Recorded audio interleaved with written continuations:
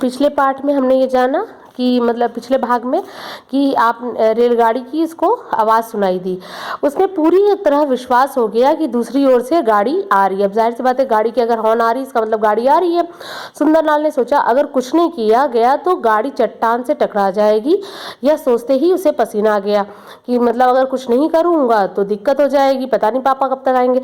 तभी बादल गरजा, बिजली चमकी, सुंदरलाल को चौकी के अंदर रखी बत्ती दिखाई दी। चौकीदार थे ही उसके पिताजी, वहां पे से बत्ती दिखाई दी।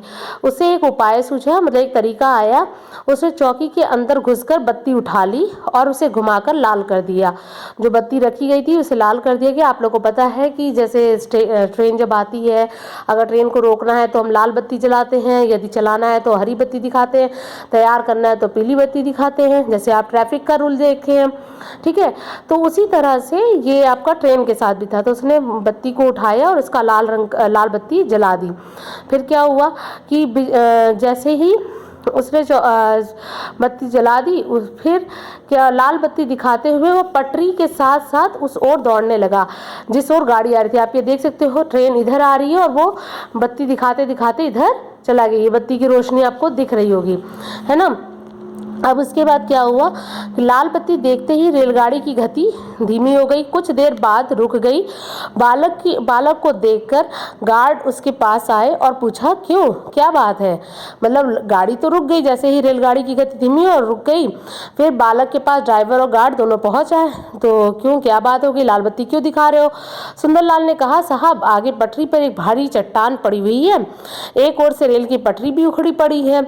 उसने दोनों बात बता दी जो उसने देखा था। मेरे पिताजी स्टेशन मास्टर को सूचना देने गए हुए हैं, आपकी गाड़ी को रोकना बहुत जरूरी था, अन्यथा दुर्घटना हो जाती। अगर वो स्टेशन पे रुकी, मतलब गाड़ी को नहीं रोकता तो फिर जाहिर सी बात है, पता नहीं पिताजी कब तक आते, तो दुर्घटना होने की चांसेस थी।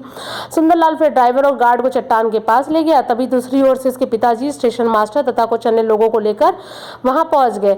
सभी ने सुंदरलाल के साहस और सूझबूझ की प्रशंसा की। लोगों ने इसकी खूब तारीफ की कि बहुत सही समय पर उसने सही तरीके से समस्या का समाधान किया। यह घटना अगले दिन समाचार पत्रों पर प्रकाशित हो गई, जिसका शीर्षक था वीर बालक सुंदरलाल।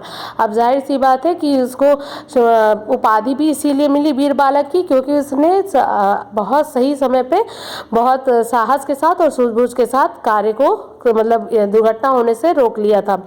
ठीक है, और इसकी तारीफ के लिए समाचार पत्र में भी इस चीज़ों को प्रकाशित किया गया था। ठीक है, इस पाठ के आपको कठिन शब्द और शब्दार्थ को जो है अपनी नोटबुक पे नोट करना है। इस पाठ से हमें यही सीखने को मिलता है कि जब भी कोई समस्या आए तो हमें उस चीज़ से डरना नहीं चाहिए, बल्कि उसका साहस के साथ और सूझबूझ के साथ सामना करना चाहिए। ठीक है, धन्यवाद।